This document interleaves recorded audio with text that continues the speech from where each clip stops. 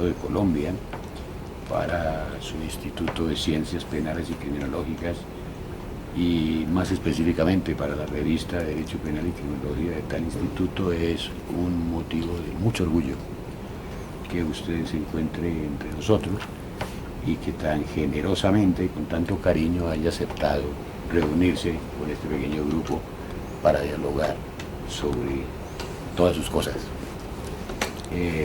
Basta recordar que usted es una de las personas que primero comenzó a informarnos, al menos a nivel colombiano, sobre la doctrina de la acción final. Recordamos su importante traducción de Wenzel. Basta recordar que usted en buena medida sigue siendo discípulo de Wenzel, no totalmente, pero sí en importantísima medida. Basta recordar no solamente todas sus obras, que también nos han iluminado, sino la escuela que ha hecho usted en su país de Derecho Penal, que, integrada por numerosos juristas que también son muy reconocidos en nuestro medio. En fin, es una gran cosa, como decimos coloquialmente aquí en Colombia, contar con su presencia y con su cariño, que ya nos lo ha demostrado. Muchas gracias, profesor Cerezo. De nada, para mí es una gran satisfacción encontrarme aquí en la Universidad del Externado, en su Facultad de Derecho, que es una facultad de gran prestigio, y además rodeado del afecto y de las atenciones de todos los miembros aquí del Departamento de Derecho Penal, y asistiendo a un evento de un nivel muy elevado, de un nivel altísimo. Quiero expresarles en ese sentido mi agradecimiento y por supuesto estoy a su disposición para las preguntas que deseen formularme. Bueno, entonces vamos a, profesor, hacerle unas preguntas. Básicamente las hemos dividido en dos partes la entrevista. Una primera parte que se relaciona a unos aspectos más personales, queremos conocer de su vida algo más aquí en Colombia, y una segunda parte de algunos temas generales que le interesan a los penalistas y a los estudiantes de Derecho Penal aquí en Colombia. Quisiéramos preguntarle en primer lugar, profesor, si nos pudiera ilustrar acerca de su trayectoria académica, qué universidad estudió, su doctorado, qué fue su tesis doctoral y cuál ha sido un poco su trayectoria académica. Pues sí, en realidad yo estudié la carrera de Derecho en la Universidad de Valladolid, en España. Allí me licencié y allí me doctoré en la Universidad de Valladolid, y el tema de mi tesis doctoral fue precisamente la tentativa de delito. El título exacto era el objetivo y lo subjetivo en la tentativa de delito. Y la verdad es que pronto, y allí había sido yo en Valladolid, alumno en las aulas del profesor don Juan del Rosal Fernández, otro catedrático español de Derecho Penal, el cual la verdad es que me impulsó a dedicarme a la carrera del profesor universitario, porque en fin quedó muy satisfecho de mis intervenciones en los exámenes orales sobre la disciplina. Fue el que me aconsejó que estudiara alemán, lo cual hice, y durante la propia carrera, porque yo residía en un colegio mayor Santa Cruz, y allí vivía un estudiante alemán, chico alemán que había ido a parar allí, como se dice, los avatares de la guerra, y entonces yo aprendí alemán ya allí, en Valladolid, antes de ir a Alemania. Conseguí una beca de lo que después se llamó el Deutsche Akademische Austauschdienst, el servicio alemán de intercambio académico. Entonces pues, no había muchas becas, nos examinaban en Madrid, en el Ministerio de Asuntos Exteriores, conseguí una de aquellas becas y gracias a la misma pude ir a la Universidad de Bonn, donde estuve trabajando con el profesor Wenzel. La verdad es que antes ya tenía noticia del finalismo, porque Rodríguez Muñoz había publicado aquella monografía, aquel discurso de apertura de la Universidad de Valencia sobre la doctrina de la acción finalista, y don Juan del Rosal en un curso del doctorado nos había hablado de la misma, y yo tenía, claro, una gran curiosidad por esa nueva corriente doctrinal. Fui a Bonn y allí estuve luego más tiempo del previsto, porque al cabo de un año pedí una prórroga de la beca del Servicio Alemán de Intercambio Académico, me la dieron, y luego pedí una beca de la Fundación Humboldt y la obtuve, y luego incluso al final Wenzel me nombró ayudante ahí de clases prácticas, ¿no? al final. De tal manera que mi estancia en Alemania fue de 3 cursos y medio. Digo cursos porque en verano, claro, Alemania está cerca de España, y yo me iba a pasar el verano con mi familia a España. Y luego, pues la verdad es que leí la tesis aún en la Universidad de Valladolid, como les dije, Y luego la verdad es que se produjo allí, pues bueno, entre tanto, por razones que no vinieron al caso, un cierto distanciamiento entre don Juan del Rosal y yo, de tal manera que me aproximé en el aspecto humano y científico a don José Antón Oneca. A don José Antón Oneca, que era catedrático de Salamanca, lo fue hay muchos años.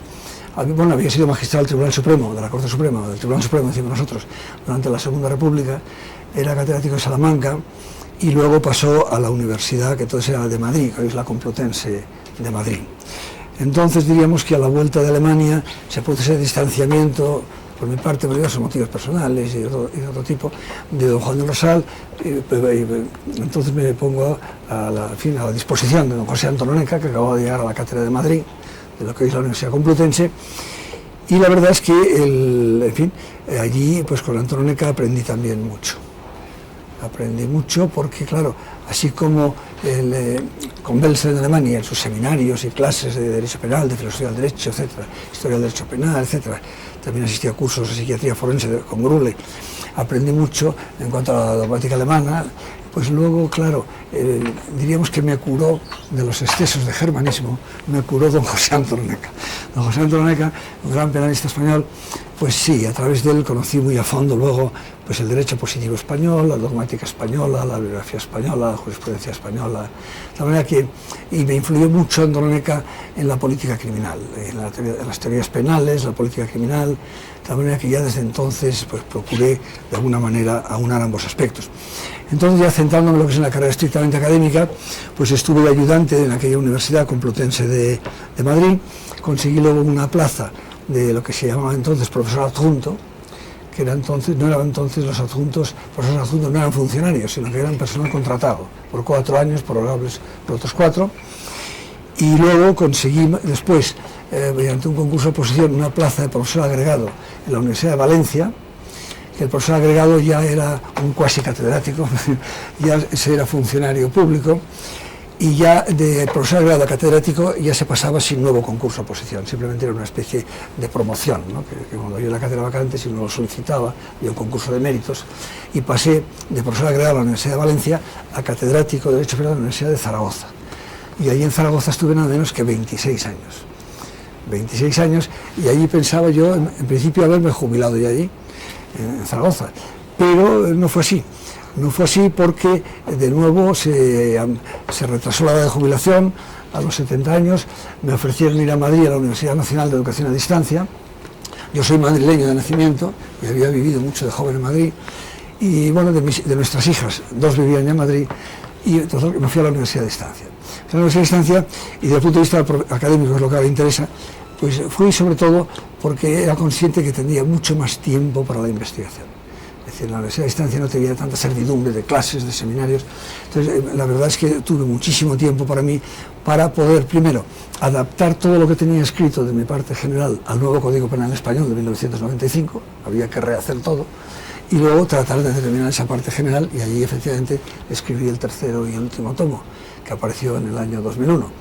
Después ya me jubilo el 30 de septiembre del 2002, pero en España se puede solicitar, y el rectorado puede o no conceder, la contratación como profesor emérito, ¿no? Lo conseguí por 2 años, ahora me acaban de prorrogar, y la verdad es que los profesores eméritos tenemos ahí unas condiciones magníficas de trabajo, porque disponemos del mismo despacho, y en cuanto a la retribución económica se nos completa la pensión de jubilación para que sigamos ganando lo mismo que en activo. O sea que es una situación realmente bastante halagüeña, sí. Y bueno, y que motivo de la jubilación, y que con esto ya terminaría, pues mis discípulos prepararon la publicación de un libro homenaje, que se publicó en la editorial Tecnos, y hubo un acto de entrega allí en diciembre del 2002, que fue un acto, claro, muy emotivo, y intervinieron pues diversos compañeros, no solo discípulos, como Díaz Repollés y Romeo Casabona, sino compañeros de gran prestigio, como Enrique Gimbernat, ¿no? Catedrático de la Complutense. Profesor, quisiéramos a ver si hay algún hecho o cómo nació su vocación por el derecho penal. ¿De dónde surge esa inclinación al estudio del derecho penal en particular?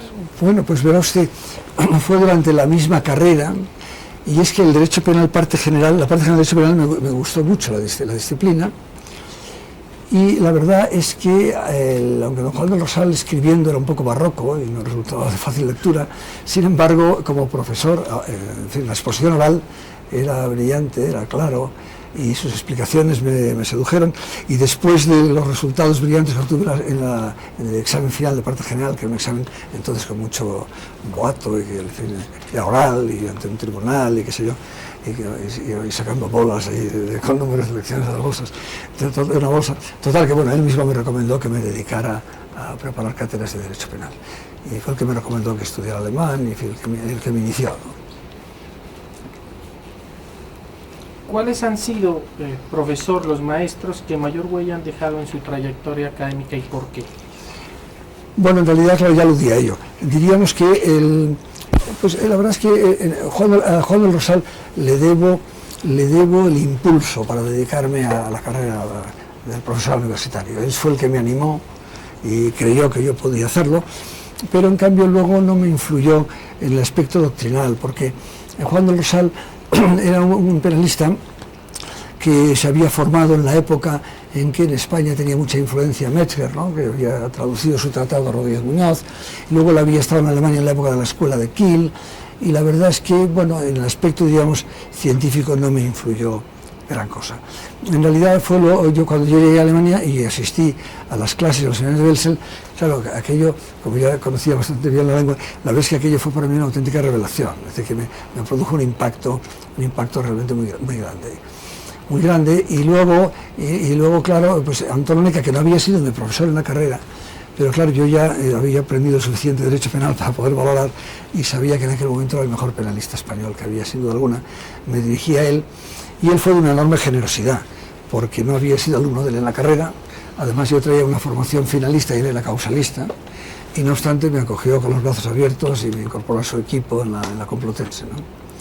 Y me influyó también científicamente mucho en el aspecto que antes le decía, sobre todo el conocimiento del derecho español, de su historia, del derecho español, la dogmática, de la jurisprudencia, etcétera, ¿no? Del Supremo Español, del que había sido el magistrado, y en general de toda la ciencia del penal española. Él equilibra, porque es el peligro que tenemos, bueno, y pasa en otros países igual. Si uno está mucho tiempo formándose en otro país, pues llega un momento en que casi uno es un penalista extranjero en su propio país, y entonces eso realmente pues hay que evitarlo, y eso es lo que me ayudó a evitar don José Antonio. Profesor, ¿usted recuerda cuál fue su primer escrito en derecho penal o en derecho, y a qué edad lo escribió? Sí, lo recuerdo, sí. La verdad es que entonces pues éramos bastante tímidos, y no éramos menos osados que quizá hoy en día.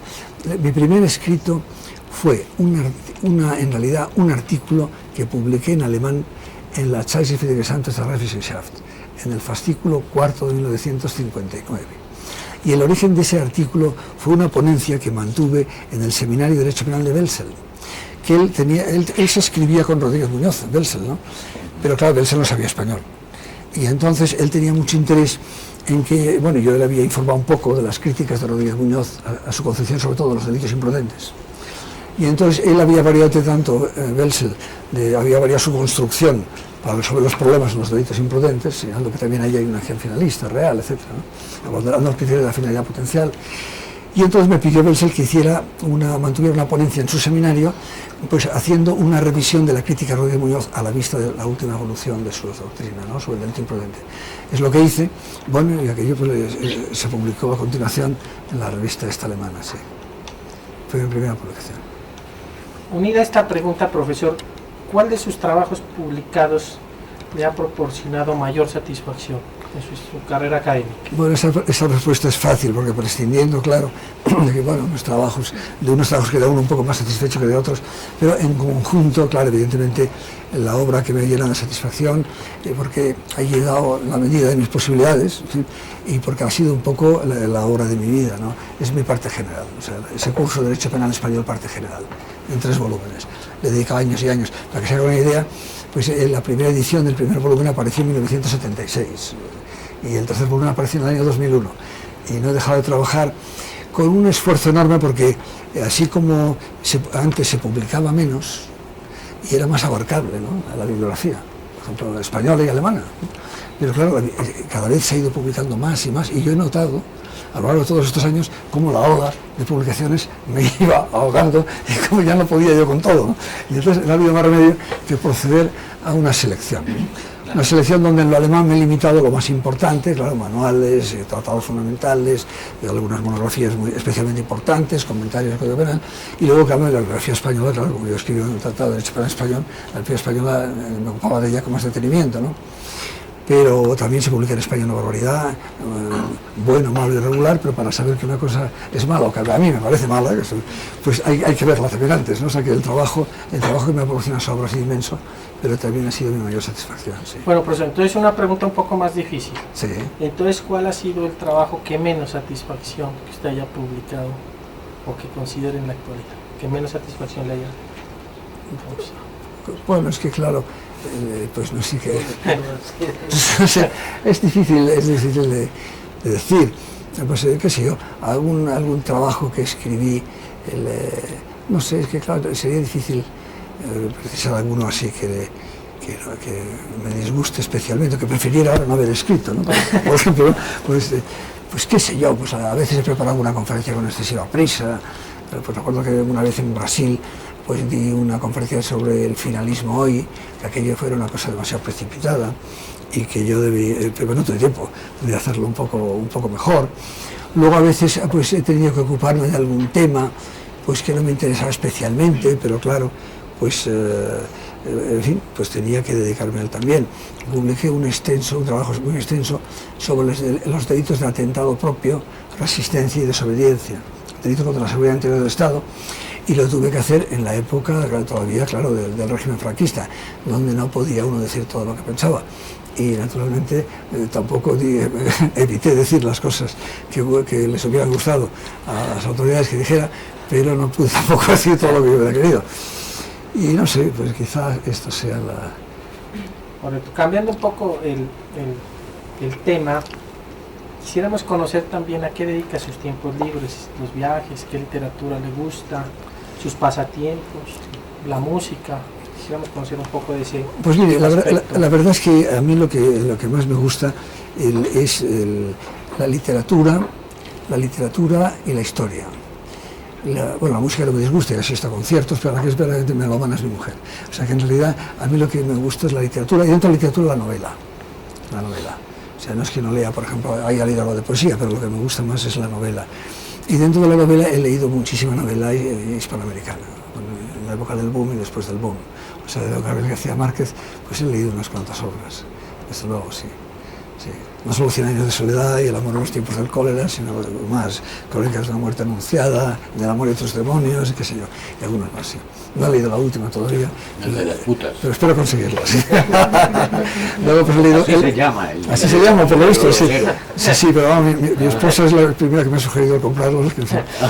Y luego, a Vargas Llosa le he leído mucho también, bueno, todos los escritores del boom hispanoamericano, ¿no? He leído mucho. Luego, por ejemplo, he leído también en Argentina Borges me pareció siempre un genio, realmente extraordinario, ¿no?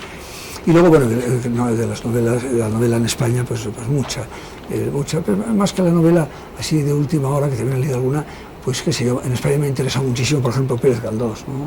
Galdós me gusta mucho, la revista, sí. Y profesor, de sus pasatiempos, los toros, el fútbol, el baile. Bueno, luego, perdón, los viajes, a los que aludió usted antes, los viajes me gustan mucho, sí. No solo los académicos, que también me encantan, pero sino también otros sí, que sin motivos académicos. Sí, pues hemos hecho viajes sin ningún motivo académico, pues que sí hemos ido a Egipto, por ejemplo, hemos ido a Praga, Budapest, a otros sitios, porque la verdad es que el viajar sí que me resulta muy agradable y muy interesante. He estado en Estados Unidos, he recorrido gran parte del país, no por motivos científicos, obviamente, pero ahí tiene mucha familia mi mujer y no sé, viajar me gusta mucho. Luego, lo de los toros, pues no, mire, lo de los toros, ¿qué le diré a usted? O sea, a mí me parece, claro, lo de los toros, yo recién casado llevé a mi mujer a una corrida de toros magnífica, en la Feria de San Isidro en Madrid, que con un cartel impresionante de entonces, Antonio Ordóñez, Jaime Hostos y el otro Julio Aparicio. Pero tuvimos la desgracia, yo nunca he sido un gran aficionado a los toros, ¿no? La verdad es que no. pero llevé a mi mujer, porque aquí no lleva, en fin, a un extranjero, y en este caso mi mujer ya no era extranjera, aquí había nacionalidad española por matrimonio, pero la llevé a los toros. Contamos la fortuna que ella, bueno, al principio pensaba que era una especie de ballet, porque claro, es muy bonito el colorido y el capote y los trajes de luces, y llevaba hasta unos, no sé cómo le llaman ustedes, anteojos o los gemelos, o sí, con tal desgracia de que uno de los toros de Julio Aparicio resbaló al poco de empezar su faena y el toro le empitonó por la ingle y mi mujer se quedó lívida, aguantó hasta el final de la corrida y al salir me dijo: José, esto es muy impresionante, pero no me traigas nunca más a una corrida de toros. Y no ha vuelto nunca ya a los toros. Y en cambio tengo una hija, de las 3 hijas que tenemos, la hija menor es una entusiasta de los toros, y siempre se queja de que no le consigo entradas para los toros. Yo nunca he sido aficionado. Sin embargo, bueno, pues la verdad es que también, pero no tengo ninguna actitud radical contra los toros, en absoluto. Yo creo que es una actividad, bueno, pues que va el que quiere, y en definitiva, bueno, pues forma parte de la tradición cultural española en un sentido amplio. Y bueno, yo en realidad soy contrario a la prohibición de las corridas de toros, aunque yo no vaya nunca a los toros ahora, vamos. ¿Y del fútbol, profesor? ¿Tiene un equipo el fútbol, hincha en particular de algún equipo? El fútbol, pues la verdad es que ahora ya me atrevo a decirlo, porque durante muchos años no me atreví a decirlo, porque en realidad he sido hincha casi siempre, porque eso es uno más fiel a los equipos de fútbol a veces que otras muchas cosas, ¿no? Pues he sido del Atlético de Madrid desde joven. Y la verdad es que hubo años en que lo ocultaba pudorosamente, porque teníamos un presidente impresentable, aquel señor Gil, que gloria esté, que fue alcalde de Marbella y todas aquellas cosas, ¿no? Pero del Atlético de Madrid, y por supuesto mi mujer y mi nieto son del Real Madrid, con lo cual tenemos la discusión asegurada, sí. El fútbol en realidad, a lo que es al estadio, voy poco ya, alguna vez voy, pero de más joven sí que fui, incluso de estudiante jugué un poco. Incluso en Bonn jugué al fútbol una vez. Sí. Formamos un equipo, los estudiantes o doctorandos españoles y hispanoamericanos, para jugar contra los alemanes. Me acuerdo, sí. ¿Quién ganaba? ¿Qué? ¿Quién ganaba? Pues bueno, depende de los días, ¿verdad? Algunos días ganamos nosotros, sí. Y ahí había algún colombiano también. Profesor, a través de sus múltiples viajes y todo el conocimiento y la experiencia adquirida a lo largo de estos años, si tiene algún personaje que le haya impactado en particular y por qué. Claro, yo la verdad, bueno, he conocido muchas personas interesantes, pero yo la verdad es que aquí sí que no tengo más remedio que hablar de mi maestro, don José Antón Onega, pero ahora en el aspecto humano, porque es algo que siempre me impresionó muchísimo, ¿no? Era un hombre de una honestidad y de una honradez que como no he visto otra en mi vida. Y la honestidad me refiero no solo a la honestidad intelectual, sino personal, política, en caso de coherencia. Mire, le voy a contar simplemente, el José Antón Onega era magistrado del Tribunal Supremo en la Segunda República, era discípulo de Luis Jiménez Ansúa, que como saben ustedes, además de gran penalista, era diputado socialista. Entonces, don José Antón Onega, el 18 de julio del 36, cuando se produce el levantamiento del alzamiento nacional que se hacía en España, pues aquel 18 de julio del 36 era domingo, al parecer. Y él era soltero, se casó tarde, y había ido a pasar el fin de semana con su novia a San Rafael, al lado de Segovia. Fue detenido en la estación de tren, cuando quería volver a Madrid, y estuvo preso, sin juicio, hasta marzo de 1940. Bueno, entonces resulta que en ese tiempo, y además, en realidad, y usted me dirá, ¿por qué estaba preso? Bueno, estaba preso simplemente por sus ideas republicanas y porque era discípulo de don Jiménez Ansúa, aunque él no militaba en ningún partido concreto. Estuvo parte de ese tiempo picando la piedra en la carretera, cosa que entraría para él cierto riesgo, porque había tenido tuberculosis unos años antes. Y luego, en cambio, hubo una temporada, fue gobernador militar de Segovia, un antiguo alumno de la Escuela de Criminología de Madrid, y influyó para que pudiera pasar a una casa particular, lo que se llama prisión atenuada, la casa del doctor Cañizo, un catedrático de medicina, que tenía una casa en Segovia. Bueno, pues lo impresionante, claro, no es solo esto le pasó a mucha gente, pero no, lo impresionante es que estando en prisión, en esa situación, pues, se fue a verle un intelectual, don Pedro Sainz Rodríguez, catedrático de universidad también, que era un hombre conservador, católico, conservador de derechas, que estaba en el lado de Franco, sin la menor duda. Bueno, la prueba es que cuando se forma el primer gobierno, llamado Zona Nacional, en el año 38, fue el primer ministro de Educación Nacional de Franco, Pedro Sáenz Rodríguez. Y Pedro Sáenz Rodríguez, que era muy amigo de Antoneca, el compañero del Ateneo de Madrid, fue a verle ahí a la prisión y le dijo, dice, mira, Pepe, si te pones la boina verde de Renovación Española, te saco de aquí. Porque todavía en aquellas fechas, hasta febrero, parece que fue, o abril, no me acuerdo muy bien, del 37, Franco no creó un partido único. Hasta aquel momento, en su bando, había varios partidos, ¿no? Estaba la Falange, por supuesto, estaban los carlistas, los raquetés que llamaban, y lo más moderado de todo era la Renovación Española, que eran monárquicos liberales. Y si te pones la boina verde de Renovación Española, así se llama ese partido, te saco de la prisión inmediatamente. Y Antoneca le contestó, no, lo siento mucho, yo lo que quiero es un pasaporte. Y le dijo, no, porque si te doy un pasaporte te irás al extranjero y te pasarás a la zona republicana. Y dice, sí, por supuesto. Y siguió en la cárcel hasta marzo del 40. Y estamos hablando de fines del 36, principios del 37. Bueno, eso en una época en que uno ve tanto posibilismo y tanta adaptación a las diversas situaciones cambiantes, ¿verdad? Como hemos visto en España, yo no hablo de otros países, hemos visto muchas cosas, pues a mí me impresionó siempre mucho. Y luego, durante la etapa de Franco, él vivió allí, pero totalmente el régimen de Franco, pero, bueno, al final no fue juzgado, porque cuando vieron el expediente, pues resulta que no había cargos. Es decir, lo único que se encontró es que, cuando era magistrado del Tribunal Supremo, habían condenado a muerte al general Sanjurjo, que se había sublevado el 10 de agosto del 32 contra la República. Pero cuando vieron el expediente, había hecho un voto reservado pidiendo que no se condenara a muerte porque se habían entregado sin lucha y no había habido derramamiento de sangre, con lo cual encima, claro, la pusieron en libertad.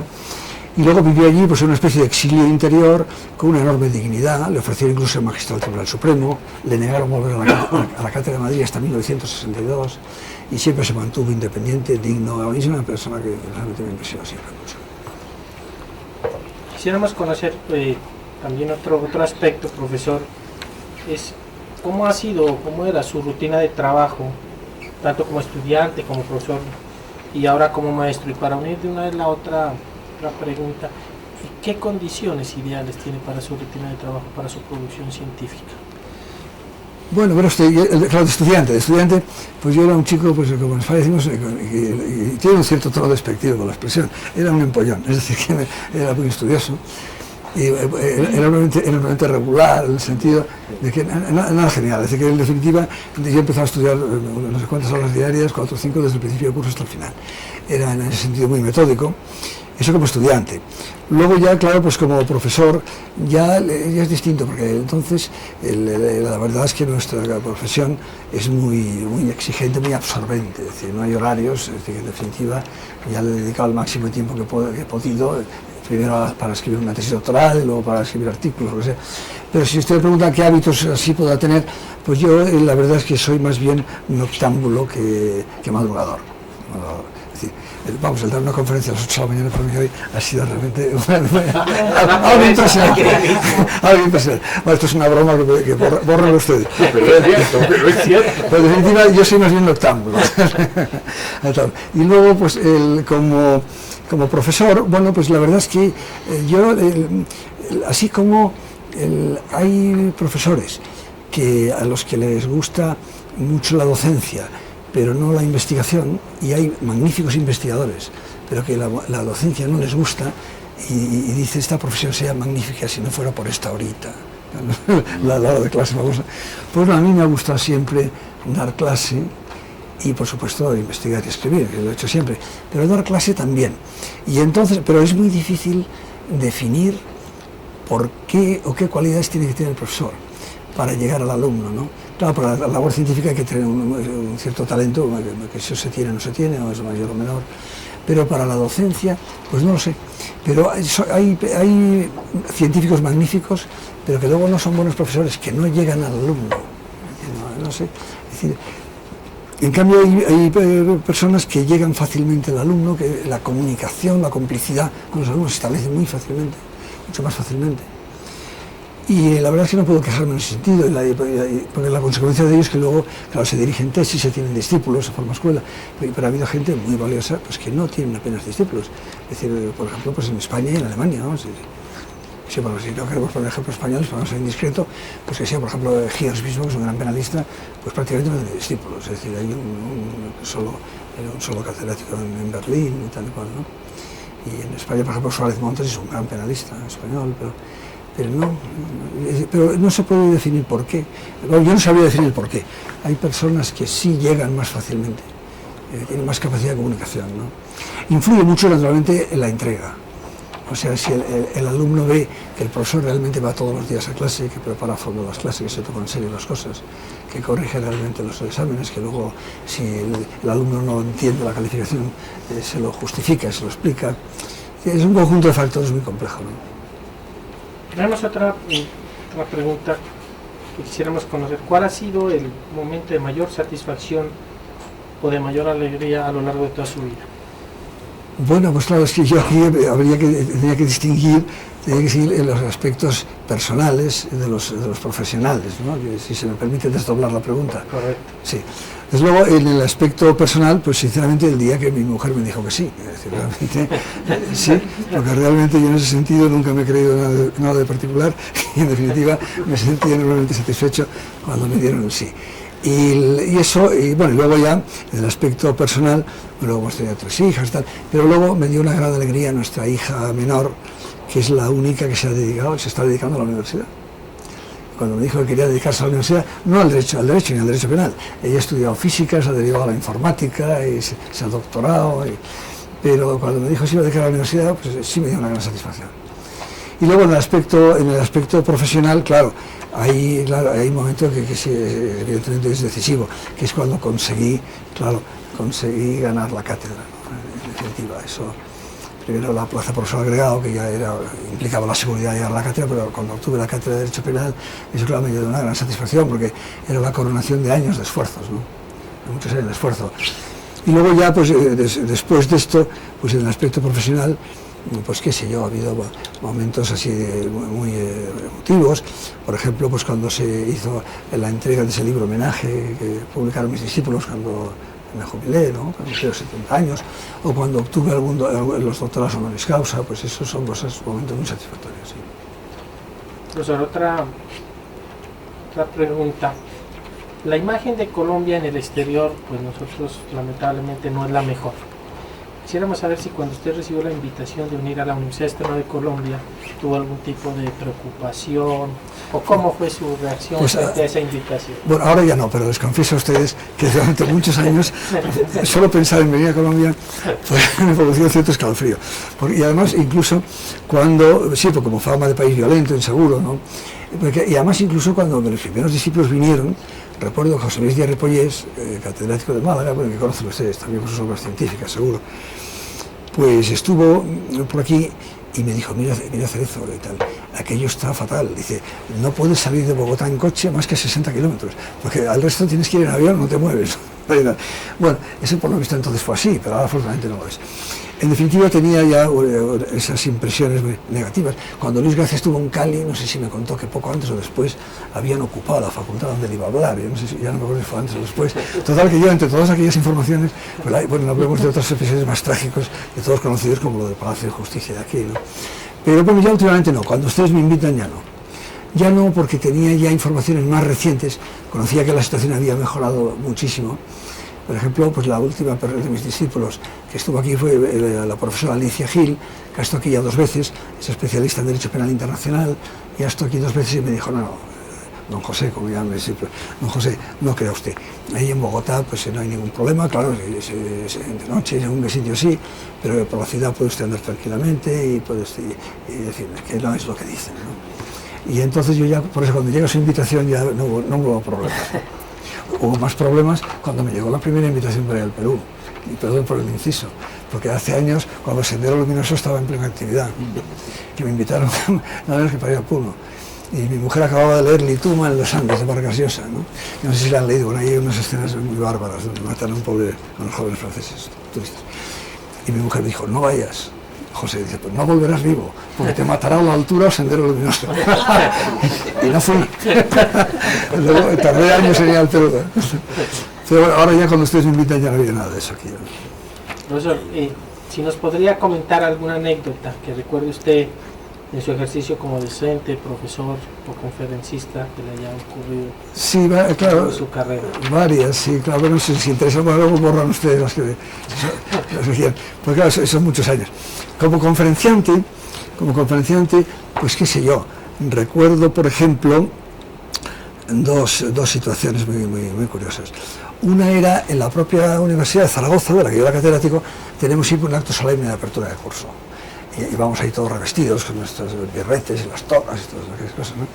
Y ese año me tocaba a mí pronunciar el discurso de apertura, que siempre es sobre un tema científico, pero que uno procura que sea un poco asequible para el gran público. Y en mi caso, pues hablaba de uno de los anteproyectos del nuevo Código Penal Español del 92.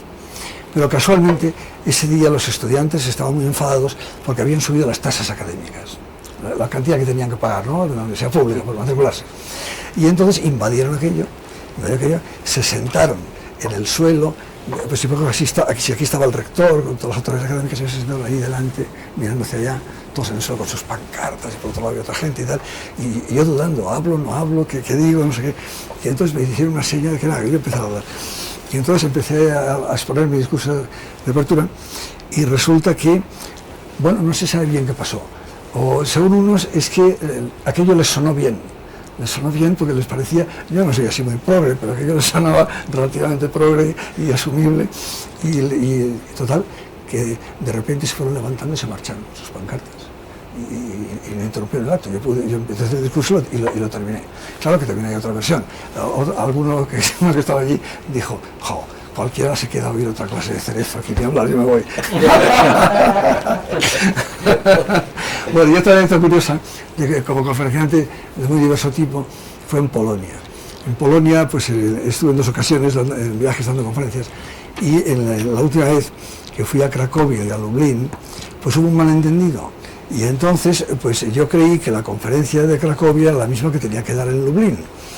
Y la doy en Cracovia, me voy a Lublin tan tranquilo, y cuando estábamos cenando la víspera con un catedrático ya de Lublin, que falleció ya el pobre, pues resulta que me dice, bueno, pues esperamos con mucho interés su conferencia de mañana.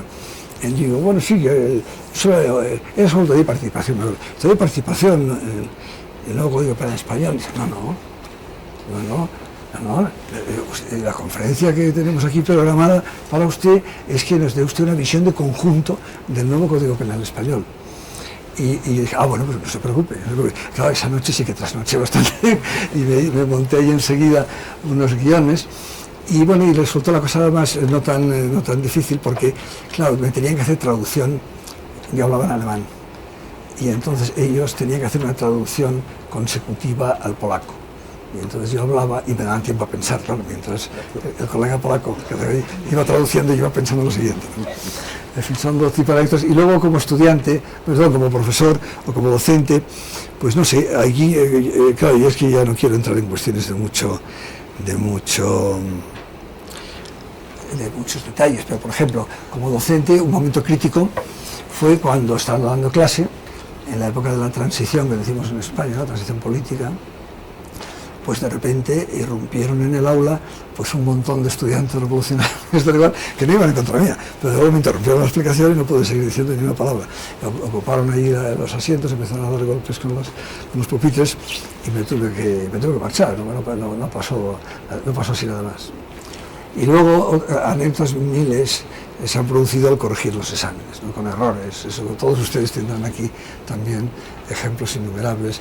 Recuerdo, por ejemplo, que hablando del problema en el que habíamos tocado de pasado, del consentimiento en las lesiones, tal y cual, y ahí en conexión con ese tema, pues se plantea el problema de la esterilización de los incapaces.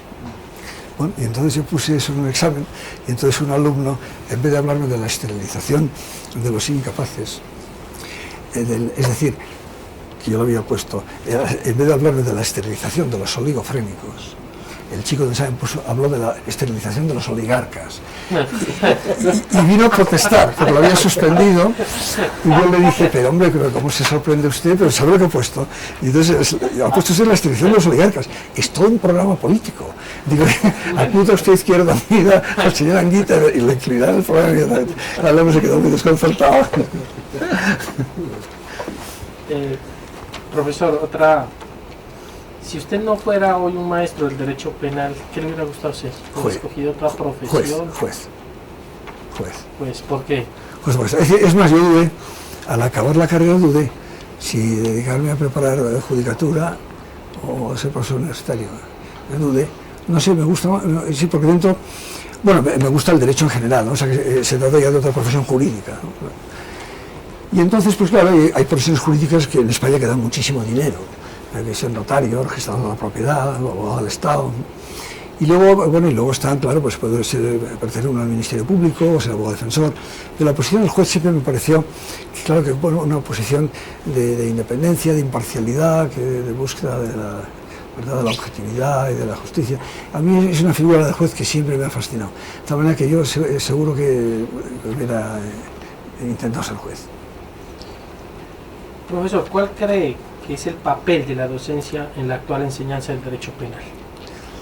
Bueno, pues en estos que estamos, por lo menos allá en Europa, en un momento de cambio, ¿no? De cambio, porque diríamos, cuando yo ingresé en la universidad, la idea que se tenía del profesor universitario, del catedrático en este caso, es que lo que había que hacer era explicar la totalidad del programa de la asignatura, es decir, todo el peso recaía sobre la clase magistral, ¿no?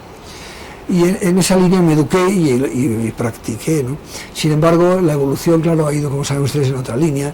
Se mantienen las clases teóricas, las clases magistrales, pero la idea ahora es que no hay que explicar de un modo exhaustivo una disciplina, por ejemplo, la parte general del derecho penal o la especial, sino que hay que explicar solamente, por ejemplo, la parte general, pues los conceptos fundamentales, básicos, un número de horas inferior. Y en cambio luego hacer mucho trabajo de seminario, ¿no? Seminario de investigación, recomendar lecturas a los alumnos para que hagan algún tipo de trabajo y sobre todo que preparen ponencias para seminarios.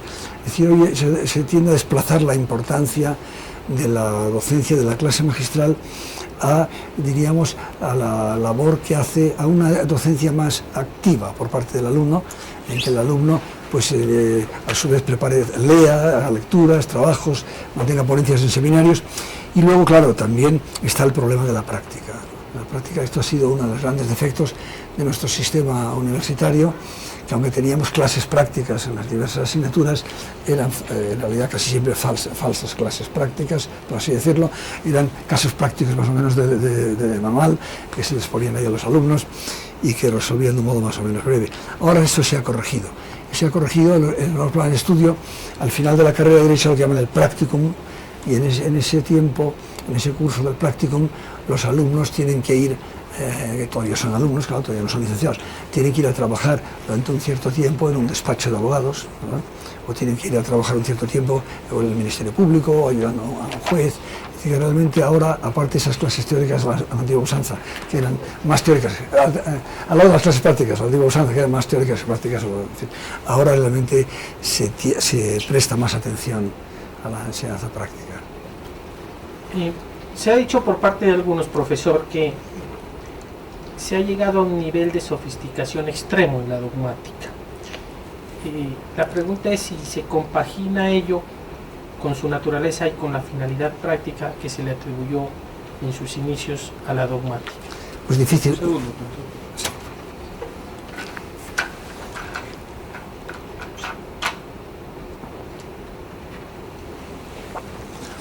Pues se compagina difícilmente. La verdad es que la dogmática ha adquirido una complejidad cada vez mayor. Yo recuerdo que Belsel, claro, Belsel lo decía en un tono de orgullo, ¿eh? Dice, de final dejamos leer, la doctrina finalista ha hecho más difícil el derecho penal. Pero lo decía lleno de satisfacción, ¿verdad? Pero la verdad es que luego, bueno, decía que luego surgió el sistema teológico valorativo de Roxin, luego lo hablemos con el funcionalismo yaco, pues las cosas se han ido complicando más y más y más y más.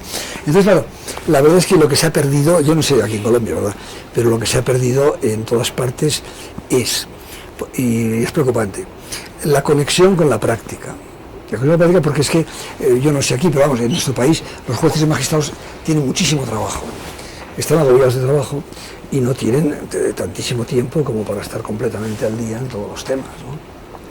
Por otra parte, en nuestro país, yo no sé, aquí quizá lo tengamos de otra manera, en nuestro país no existe una especialización sistemática de los jueces o magistrados. Hay algunos que sí, que por vocación están siempre en lo penal, pero otros, por ejemplo, pues están en lo civil, luego pasan a lo penal, luego lo contencioso administrativo, con lo cual, claro, no llegan a dominar con gran profundidad pues ninguna de esas parcelas, porque hoy en día pues es imposible incluso dominar una sola parcela, ¿no? Pues, todos hemos trabajado en ciertas partes, ciertos temas, ¿no? De tal manera que, claro, yo recuerdo, para que se haga una idea, cuando en una reforma todavía de nuestro Código Penal anterior, ¿no? Es que solemos llamar el Código Penal de 1973, no lo crean ustedes, es el Código Penal de 1848, inspiró en las ideas de Pacheco. Desde entonces se hicieron 1000 reformas parciales, ¿no? Sobre todo coincidiendo con los cambios políticos. Pues cuando el 25 de junio del 83 se introduce en el artículo 6 bis A una regulación por primera vez en nuestro país del error de prohibición, según la teoría de la culpabilidad, los jueces y magistrados en su inmensa mayoría no sabían qué era eso. Bueno, pues sí, ¿verdad? Porque hay magistrados que escriben y leen y publican, pero me refiero a la inmensa mayoría. De tal manera que se hicieron convenios de las universidades con el Consejo General del Poder Judicial para organizar seminarios conjuntos. Y en Zaragoza los hicimos, con jueces y magistrados allí, para que se impusieran, de verdad, estas últimas corrientes, porque aquellos no entendían ellos bien todo aquello, ¿no? Y he puesto este ejemplo, pero había otros, naturalmente. ¿Qué fue eso? Pues 83. 1983. Profesor, ¿y qué podríamos hacer para que la dogmática volviera, digamos, es que sí, a simplificarse un poco más en aras de la seguridad jurídica? Es que lo tenemos en un momento muy difícil, porque claro que no sé si es objeto de otra pregunta posterior, pero yo quería decir que esa misma complejidad también está influyendo negativamente en el sentido de que el legislador, por lo menos yo hablo de Europa, ¿no? Los ministerios de justicia, no solo de España, sino de Alemania, por ejemplo, pues cada vez cuentan menos con los científicos. Eso es una cosa tremenda, ¿no? Tremenda. Es decir, que, por ejemplo, en España todavía, en la transición, con aquel gobierno de la UCD, pues sí, aquel proyecto de nuevo Código Penal español de 1980, lo hicimos en una comisión que se llama General de Codificación del Ministerio de Justicia, la sección de Derecho Penal, con catedráticos, abogados, magistrados, fiscales, todos conjuntamente, como en un seminario, y una participación, por lo tanto, de la ciencia penal importante, ¿no? Pues les diré a ustedes que aquello se produjo entonces, pero no les exagero, en absoluto. Desde 1982, en que ganaron las elecciones los socialistas de entonces, ¿no? Felipe González, más durante toda la etapa del PP, porque esto no tiene nada que ver con los partidos políticos, hasta hoy no se nos ha vuelto a convocar ni una sola vez a la sección de Derecho Penal de la Comisión General de Codificación del Ministerio de Justicia.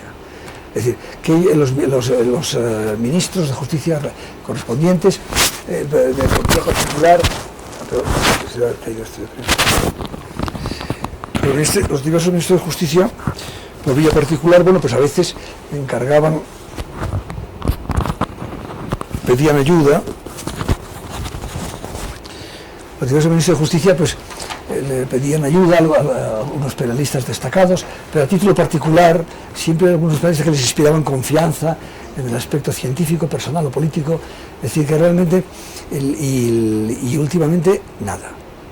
Es decir, ya, a veces ya ni siquiera hemos sabido quién ha sido el inspirador de alguna de las reformas, por ejemplo, del año 2003, ¿no? De nuestro Código Penal, a las que aludía críticamente Cancio esta mañana, ¿no? Y en Alemania pasa igual, pero Giles me lo contaba, dice, es que no cuentan ya con los científicos. ¿Por qué? Pues puede haber todo tipo de motivaciones, porque la dogmática es demasiado compleja, a veces también por razones políticas, porque a veces predomina en el ámbito de los profesores universitarios unas tendencias políticas que no son muy coincidentes con las del gobierno de turno, pero en España ha sucedido con gobiernos ya de los dos signos, o sea que realmente es un fenómeno preocupante. Profesor, y siguiendo con esta misma línea de argumentación, ¿qué futuro le ve usted a la dogmática hoy, ya en el contexto de la globalización? Pues mire, claro, la verdad es que le diré que pues, preocupante. Lo de claro, nosotros la verdad es que estamos nos preocupamos por la globalización, pero es que nosotros en Europa tenemos un reto mucho más inmediato, es decir, en la Unión Europea. En la Unión Europea nosotros tenemos no solamente la dogmática de influencia alemana, ¿verdad?, en la que nos movemos todos nosotros, ¿no?, sino que realmente usted tiene en la Unión Europea Inglaterra, con el sistema de Common Law, que claro, que es otro sistema completamente diferente, y usted ahí no vaya a contarles nada de todas estas cosas, ¿no? Francia ha sido siempre muy reacia a la dogmática alemana, tiene su propia dogmática de inferior nivel, de inferior calidad, pero que es otra cosa. Italia tiene una ciencia jurídico-penal autónoma, bastante autónoma, algo influida por la alemana, pero bastante autónoma. De tal manera que no está tan unida a la alemana como en España, ¿no? Es decir, en lo que es la Unión Europea, la influencia en la dogmática penal alemana es especialmente intensa en España, en Grecia, por ejemplo, ¿no?, y en los países del este de Europa que se acaban de incorporar. Pero bueno, ahí está la ciencia penal italiana, está la francesa, está el sistema del Common Law, y no sabemos qué va a pasar. Y eso le hablo del sistema de la misma Unión Europea, ¿no? Y allí, por ejemplo, en documentos que se han elaborado ya relacionados con el derecho penal económico en Bruselas, pues a veces, por ejemplo, a Tiedemann se le ha tachado que ha hecho concesiones excesivas. Esto lo discutimos mucho en Berlín en octubre del 99. Y ahí precisamente pues se habló, había diversas posturas. Roxin, por ejemplo, pues confiaba en la superioridad de la dogmática penal alemana, que no hay problema, acabará imponiéndose y tal y cual. Tenemos que tener libre competencia con los vecinos, pero otros en cambio pues estaban allí presentes, catedráticos alemanes también y de todos los países europeos, decían no, habrá que ir de algún modo a hacer una serie de concesiones o buscar alguna vía media, y todo iba desde luego en gran parte en disminución de la sofisticación, por supuesto, ¿no? Bueno, esos problemas, fíjese que se los plantean a nivel de la Unión Europea, donde los penalistas alemanes, los científicos alemanes, pues están seriamente preocupados, ¿no? Eso es el ámbito de la Unión Europea. Si es que llega a elaborarse, no ya un código penal europeo, sino que realmente cada vez hay más disposiciones relacionadas con el derecho penal, ¿no? Y a nivel mundial, pues ¿para qué contarle a usted? A nivel mundial, pues con el estatuto de la Corte Penal Internacional, ya ha visto usted los conceptos que aparecen allí. Un discípulo mío, precisamente, Mariano Melendo, está trabajando en la parte sustantiva del Estatuto de Roma, viendo a ver cómo esos conceptos que ahí se manejan se pueden interpretar desde el punto de vista del derecho penal continental, ¿no?, de nuestra propia dogmática, o cómo se pueden aproximar. O sea que realmente los jóvenes, ustedes, les espera a ustedes unos cambios importantes. Esto no va a seguir así, porque no puede seguir así. Profesor, yo quería en esa línea preguntarle... Y a todos nos gustaría que predominara lo nuestro, sí, que se pusieran los patrones, pero no siempre se puede. Nosotros sabemos de las relaciones del derecho penal alemán con el derecho penal español, sí, pero nos ha inquietado también por qué no existe una relación, o cuál es la relación que existe del derecho penal español, por ejemplo, con el derecho penal italiano o con el derecho penal francés. Bueno, pues ahí verá usted, no sé cómo... mire, con el francés, claro, el Código de Napoleón de 1810 influyó en nuestro Código Penal de 1822, y a lo largo de todo el 19 hay una influencia de la ciencia penal francesa sobre la española, el 19, hasta finales del 19, entonces ya cambia la situación de un modo realmente pintoresco, porque, bueno, por el krausismo, usted sabe muy bien, fue un fenómeno muy peculiar, ¿no? Porque se fue en Alemania. Krause era un filósofo de segunda fila, un filósofo idealista en comparación con Hegel, ¿no? Pero Krause influyó mucho en España, en Giner de los Ríos, por ejemplo, ¿no? Y resulta que, claro, entonces Röder, el correccionalista alemán, influye, surge la escuela correccionalista española. Quiero decir que eso rompe, de alguna manera irrumpe. Ya es una influencia alemana que llega, en un sentido muy peculiar, limitada. Luego Jiménez Asúa se va a Berlín con Liszt, y Jiménez Asúa es el que luego en el discurso de apertura de la Universidad de Madrid en 1931, ya allí, que es una teoría del delito, es un esbozo, ahí es donde entra ya la influencia de la dogmática alemana. Entonces, la dogmática italiana, pues la ciencia penal italiana, pues la verdad es que en el siglo XIX hubo alguna influencia de los códigos penales italianos también, el napolitano de 1819, algún otro, y el código de Zanardelli de 1889, y todavía influyeron mucho a finales del siglo XIX, pues Pesina, y en el siglo XX todavía Rocco, mucho, ¿no? Pero claro, luego esa influencia italiana que se veía favorecida porque España tenía un instituto jurídico español en Roma, y tiene, y está el Colegio de San Clemente de Bolonia, de los españoles, ¿no?, desde el siglo XVI. Pero es que la ciencia penal italiana, de alguna manera tenemos la impresión en España, claro, en fin, de que ha descendido de nivel.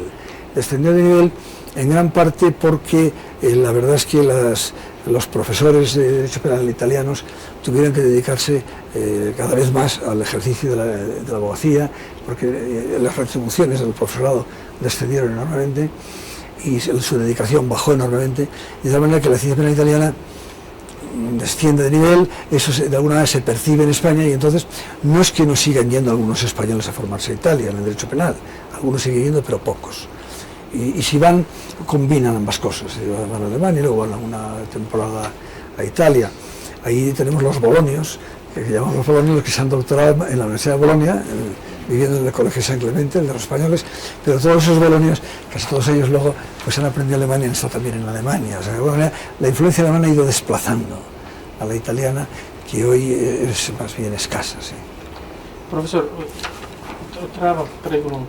En Colombia siempre ha existido, digamos, una tensión entre la doctrina y la jurisprudencia, o sea, sí, no van al mismo ritmo en Colombia. Sí. ¿Cómo se desenvuelve esa relación en España entre la doctrina y la jurisprudencia española? Pues tampoco es satisfactoria la relación. Desde luego ha mejorado, porque en España ya desde la época de la República se procuró que hubiera algún catedrático en la Sala Segunda, y lo ha habido, y bueno, y ahora mismo está Enrique Barcialupo, ¿no?, es un ilustre catedrático de Derecho Penal, pero claro, él es también ahí, él es uno.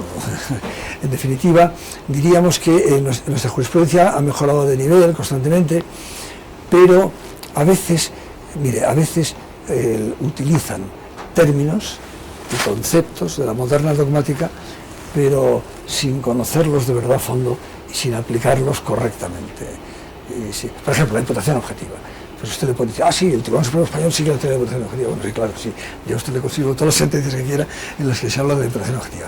Pero luego las lee usted con detenimiento, las mira usted con lupa, y entonces pues se ve, no siempre, en algunos casos pues no han entendido muy bien lo que es la imputación objetiva, no lo distinguen claramente de la causalidad. Es decir, que realmente luego se ve que la penetración de esas nuevas ideas es más superficial de lo que debería ser.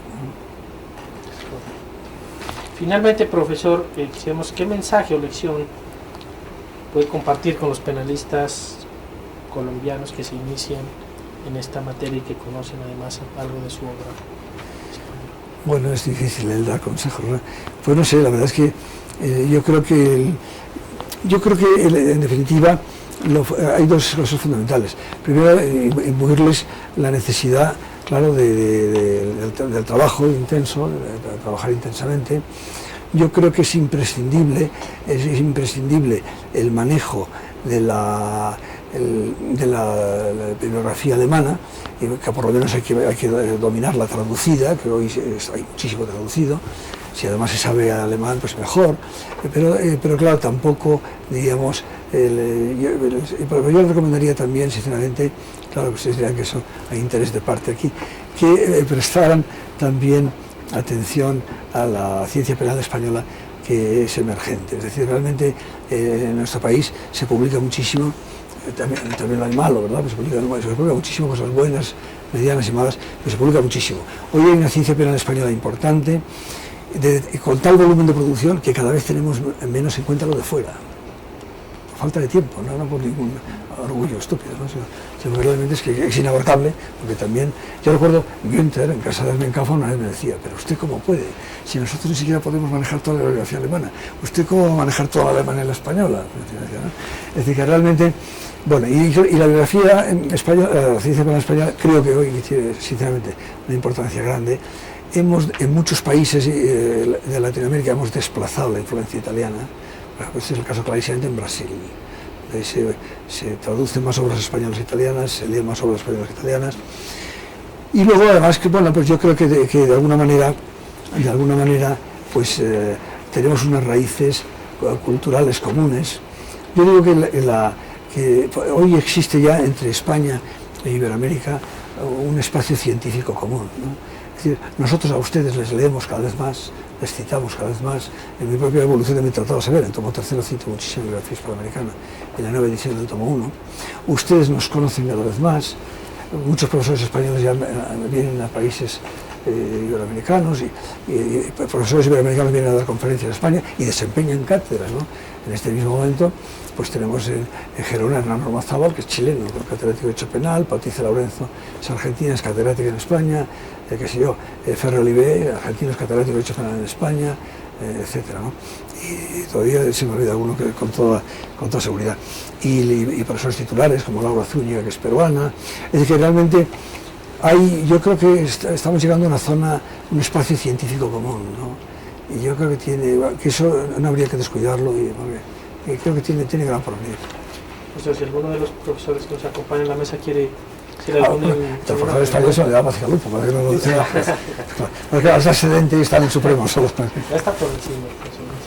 Yo quisiera preguntarle una cosa muy breve, profesor, eso es, usted que cosa de gran prestigio y antiguo prestigio, y que fue testigo del cambio político en España, ¿qué representa esos cambios políticos para el derecho penal? ¿Cómo se ha permeado el derecho penal con esos cambios políticos y qué ha representado para el derecho penal ese cambio entre Franco y el advenimiento de la democracia? Bueno, pues la verdad es que afortunadamente la transición fue bastante pacífica, pero repercutió evidentemente en el derecho penal sin la menor duda, ¿no? En primer lugar, porque es que en la época de Franco pues había conductas que representan el ejercicio de derechos fundamentales que constituían delito. Había un delito de manifestaciones ilegales, había de reuniones ilegales, pero enormemente riguroso, de propagandas ilegales, donde por ejemplo pretender difundir las ideas no ya solo comunistas, sino socialistas o democristianos, todo aquello era propaganda ilegal. Es decir, todo aquello se desmonta, ¿verdad?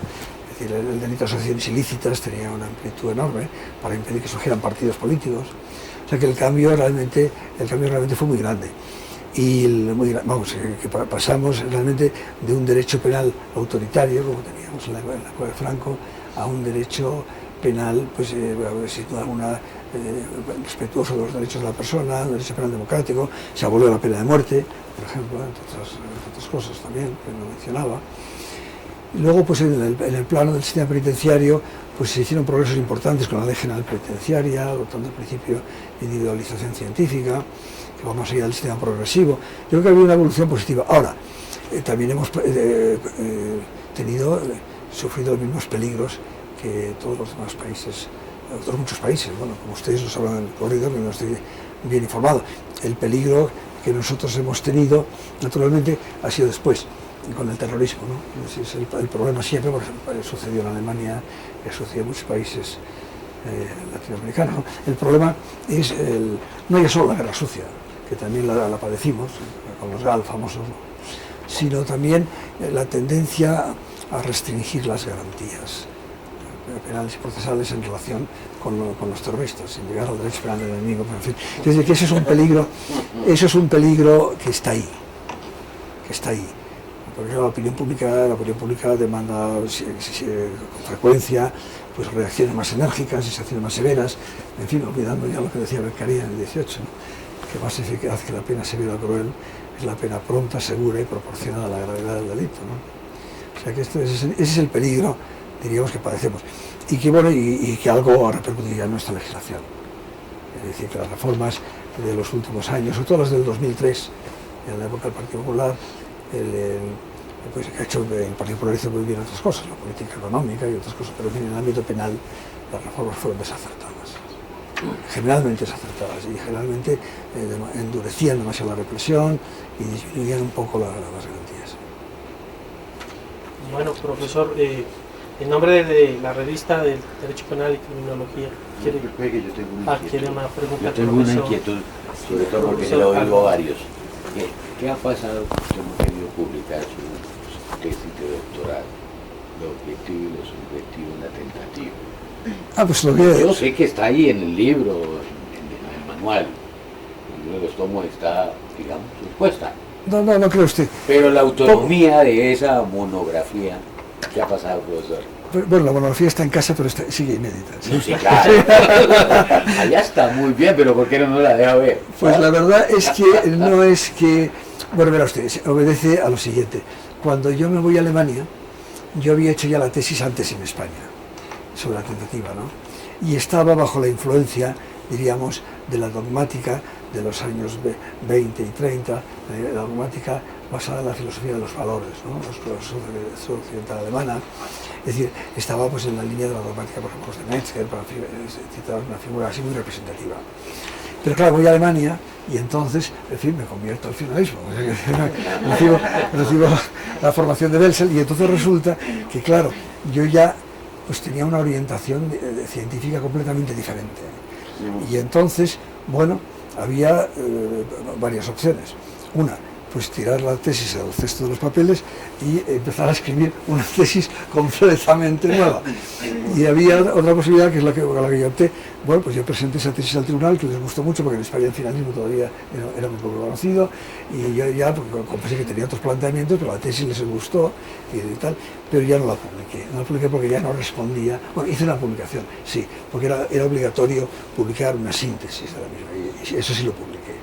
Y se publicó por la Universidad de Valladolid, se titula El objetivo y los objetivos de la alternativa. Publiqué una síntesis, pero nunca me animé a publicarla como tal, porque yo ya, claro, partía de otros presupuestos metodológicos completamente distintos. Es decir, no era solo que hubiera cambiado de opinión en algún punto concreto, es que yo ya hubiera hecho una cosa completamente diferente, ¿no? Y todo molesto más, pero una inquietud.